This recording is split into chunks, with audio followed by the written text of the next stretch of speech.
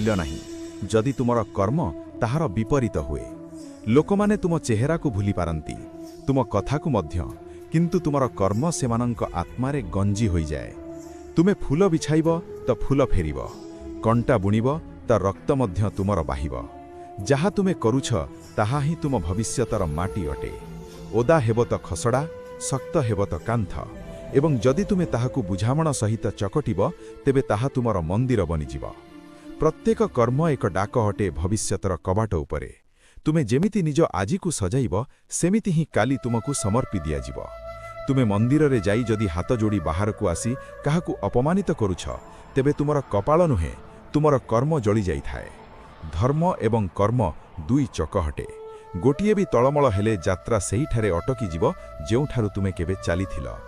ଶ୍ରୀକୃଷ୍ଣ କୁହନ୍ତି, କେବେ ଭାବ ସିଏ ଯିଏ ଅପଙ୍ଗ ହୋଇ ଜନ୍ମ ହୋଇଛି କ'ଣ ତାର ଦୋଷ ଅଛି? ନା, ସେ ହୁଏତ ସେହି ଜନ୍ମର ଫଳ ହଟେ ଯେତେବେଳେ ସେ କାହାର ଗୋଡ଼ ଭାଙ୍ଗିଥିଲା। ଏହା ନ୍ୟାୟ ଅଟେ, ସଜା ନୁହେଁ। ଏହା ଫଳ ଅଟେ, ଅଭିଶାପ ନୁହେଁ। ସେଥିପାଇଁ ଯାହା ବି କର ଭାବି ଚିନ୍ତି କର, କାରଣ ଦିନେ ଏହା ହିଁ ତୁମ ସାମ୍ନାକୁ ଆସିବ, ଚୁପଚାପ ଧୀରେ ଧୀରେ କିନ୍ତୁ ନିଶ୍ଚୟ। କର୍ମର ଫଳ କେବେ ଭୁଲିବାକୁ ଦିଏ ନାହିଁ। ସେ ତୁମେ ଯେଉଁଠିକି ବି ଯିବ ପଛେ ପଛେ ଚାଲିବ। ତୁମେ ଜୋରରେ ଦୌଡ଼ିବ ତ ସେ ମଧ୍ୟ ଦୌଡ଼ିବ।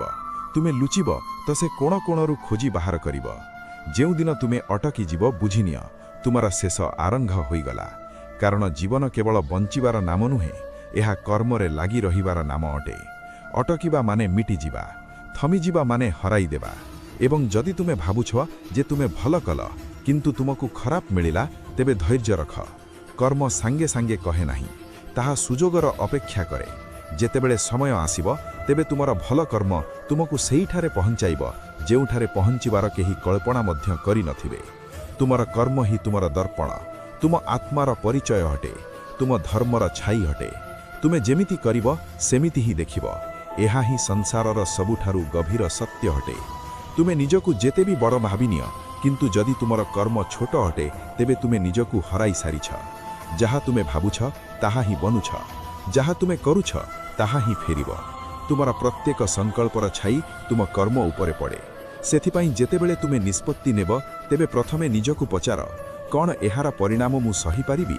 କାରଣ ଯାହା ତୁମେ ଆଜି ବୁଣିବ କାଲି ତାହା ହିଁ ତୁମ ସାମ୍ନାରେ ଛିଡ଼ା ହେବ ପ୍ରଶ୍ନ ହୋଇ ଉତ୍ତର ମାଗିବାକୁ।